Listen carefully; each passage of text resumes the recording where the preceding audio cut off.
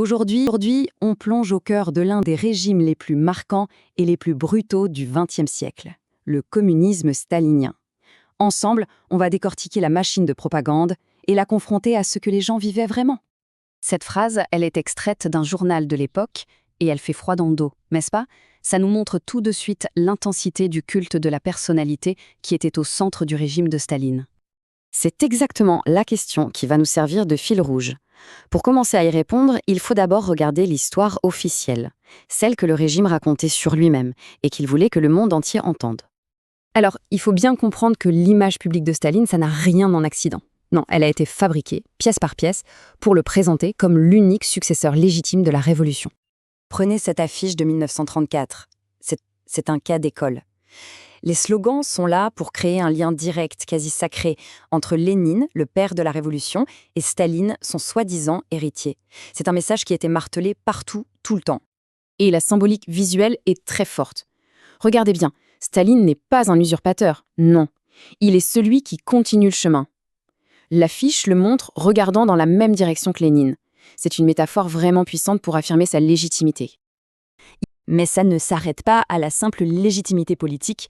Le régime est allé beaucoup plus loin. Il a carrément transformé Staline en une sorte de dieu vivant. C'est ce qu'on appelle le culte de la personnalité. Écoutez bien les mots utilisés ici. C'est incroyable. Ce n'est plus de la politique, c'est une prière. Le vocabulaire, c'est celui d'une dévotion totale, absolue. Chaque usine, chaque champ, chaque réussite devait porter son nom. Et c'est là, bien sûr, que le beau récit officiel commence à se fissurer.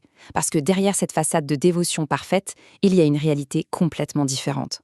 Alors passons de la propagande à l'expérience vécue. Pour vraiment saisir l'impact des politiques de Staline, rien ne vaut un témoignage direct. On va découvrir l'histoire de Katia, une petite Ukrainienne dont la vie a été totalement brisée par le régime. Mais juste avant, il faut qu'on définisse un mot-clé.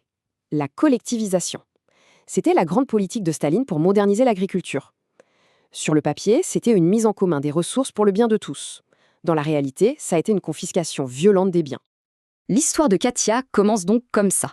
C'est l'histoire d'une famille paysanne, pas riche, mais qui a de quoi vivre et qui refuse tout simplement de tout donner à l'État.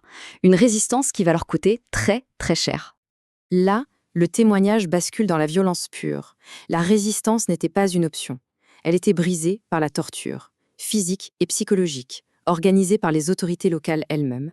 Et voilà l'étape finale de la dépossession. Une fois la résistance humaine brisée, l'État prend tout. La présence d'un agent du GPU, la terrible police politique, montre que tout ça était piloté depuis le sommet. La famille n'a plus rien. Le récit se termine sur cette image glaçante, la déportation.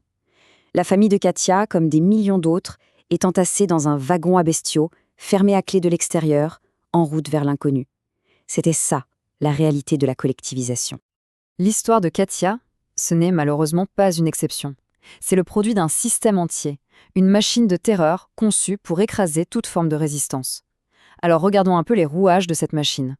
Ce régime s'appuyait sur plusieurs piliers. La police politique, bien sûr, pour surveiller et réprimer.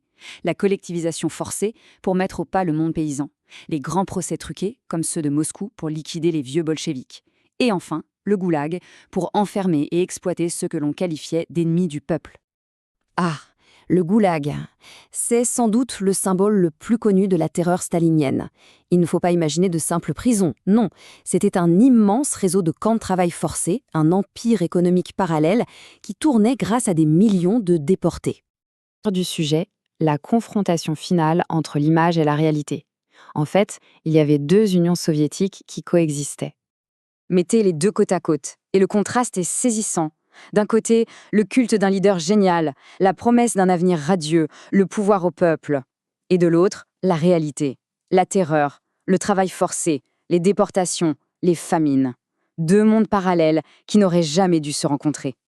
Ce qu'il faut retenir, c'est que Staline n'a pas tout inventé de zéro. Il a repris les outils de contrôle mis en place par Lénine et il les a amplifiés à une échelle industrielle. Le résultat, c'est un État où le mensonge officiel était total et la souffrance, elle, était bien réelle.